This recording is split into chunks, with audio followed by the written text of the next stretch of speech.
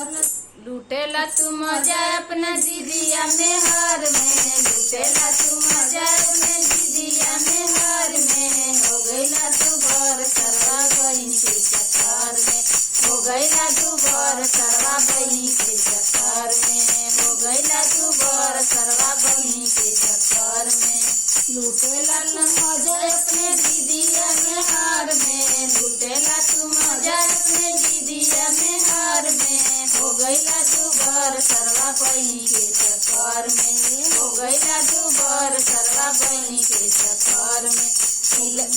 तिलक न चढ़ावेला उनका फिकर में, तिलक न चढ़ावेला उनका फिकर में। हो गईला तू बर सरवा बहिनी के चक्कर में, हो गईला तू बर सरवा बहिनी के चक्कर में, हो गईला तू बर सरवा बहिनी के चक्कर में।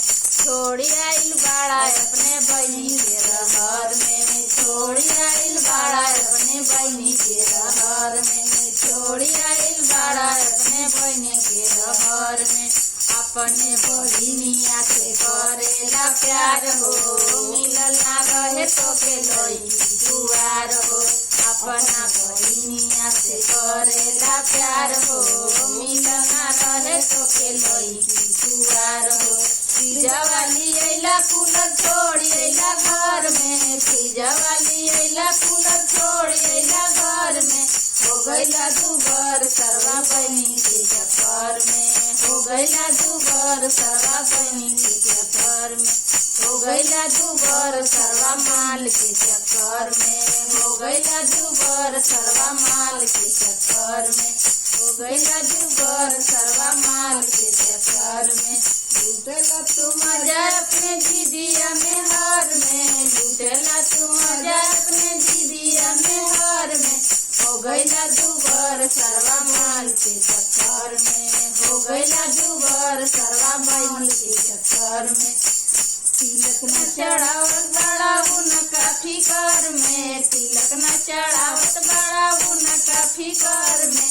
हो गईला तू बर सरवा बहिनी के चक्कर में, हो गईला तू बर सरवा बहिनी के चक्कर में, हो गईला तू बर सरवा बहिनी के चक्कर में। छोड़ी आइल बाड़ा अपने बहिनी के रहर में, छोड़ी आइल बाड़ा अपने बहिनी के रहर में।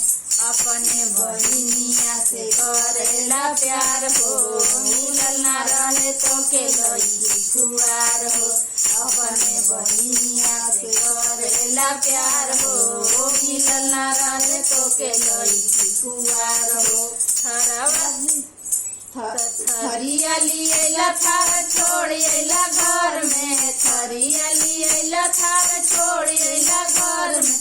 हो गईला तू बर सरवा बहिनी के चक्कर में, हो गईला तू बर सरवा बहिनी के चक्कर में, हो गईला तू बर सरवा माल के चक्कर में, हो गईला तू बर सरवा माल के चक्कर में, हो गईला तू बर सरवा